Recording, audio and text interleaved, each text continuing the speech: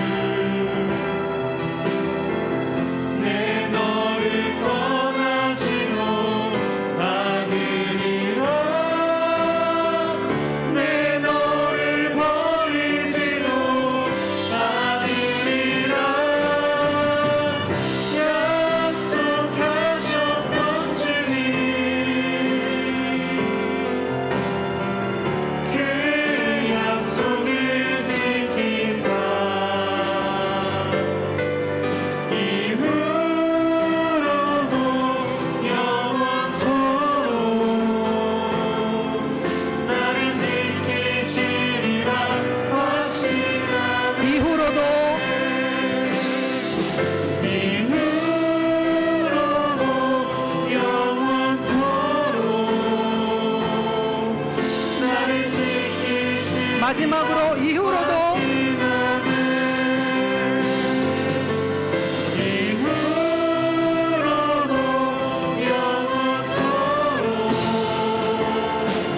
나를 지키시라 확신하네.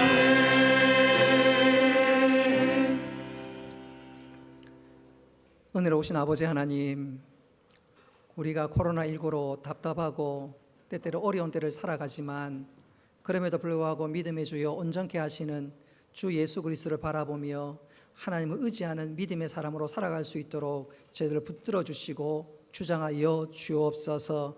그리하여 우리가 당하는 이 어려움이 아니라 하나님의 변장된 축복이요 또 우리를 다듬고 연단시키는 시간임을 기억하므로 이 시간이 지난 이후에 우리 삶에 풍성한 결실을 주시는 주의 놀라운 은혜를 누릴 수 있는 저희들 되게 하여 주옵소서. 그래서 축복의 통로가 되게 하시고 믿음의 열매를 많은 사람들에게 안겨줄 수 있는 하나님의 사람들 다 되게 하여 주옵소서. 하나님 우리에게 다시 한번 믿음 주시고 인내 주셔서 낙오하지 않고 승리의 자리에 우뚝 설 수 있도록 복을 베풀어 주옵소서. 하나님 홀로 영광 받으시며 예수님의 이름으로 기도드리옵나이다. 아멘. 교회 소식 주보를 참고하시기를 바랍니다. 몇 가지 광고만 말씀드리도록 하겠습니다. 정부에서 교회에 몇 가지 좀 부탁의 말씀, 권면의 말씀을 전해와서 우리 교회에서는 그것들이 그 부탁이 아무래도 코로나19를 이기는데 도움이 되겠다 싶어서 몇 가지 교회에서 변경 사항이 있습니다.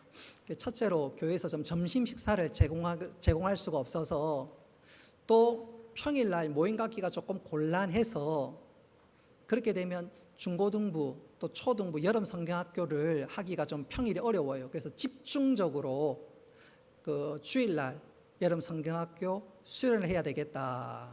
그래서 우리 당회에서 결정하고 또 주일학교에 좀 그 건의를 들어서 오후 예배를 저녁 예배로 변경합니다. 오늘부터.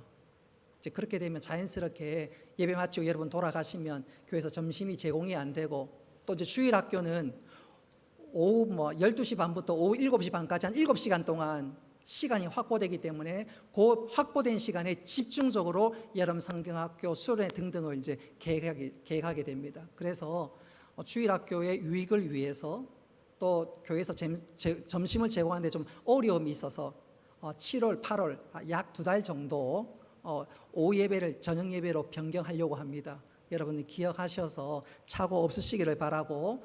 근데 이제 여러분 주보를 한번 보시면 우리 주보 이거는 그 판으로 찍었기 때문에 주일 오후 예배 오후 2시 30분 이건 변경이 안 돼요. 변경이 안 돼요.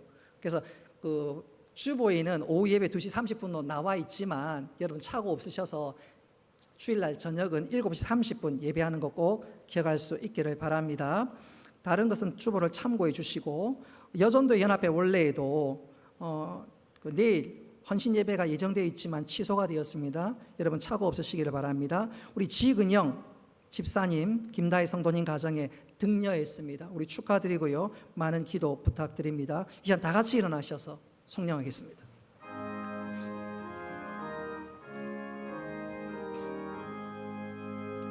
만복의 근원 하나님 온 백성 찬송 드리고 저 천사여 찬송하세 찬송 성부 성자 성령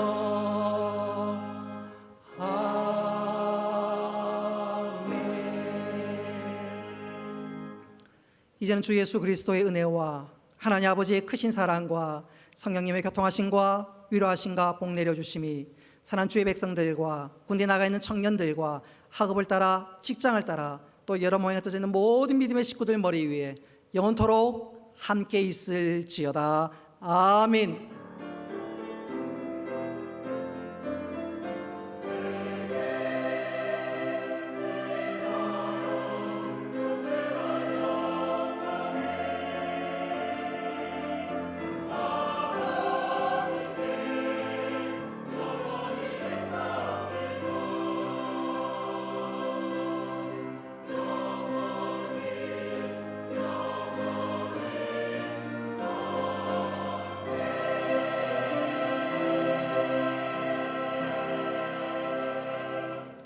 예, 마쳤습니다. 우리 앞뒤 좌우로 한번 인사하겠습니다. 당신 때문에 행복합니다. 한 번 더 인사하겠습니다. 7시 반에 뵙겠습니다. 우리 사랑하는 형제 자매들에게 우리 축복하겠습니다. 옆 사람 쳐다보면서 사랑의 마음을 담아서 넌 시냇가에 심은 나무라 하나님의 사랑 안에 우리 앞뒤 좌우로 축복합니다.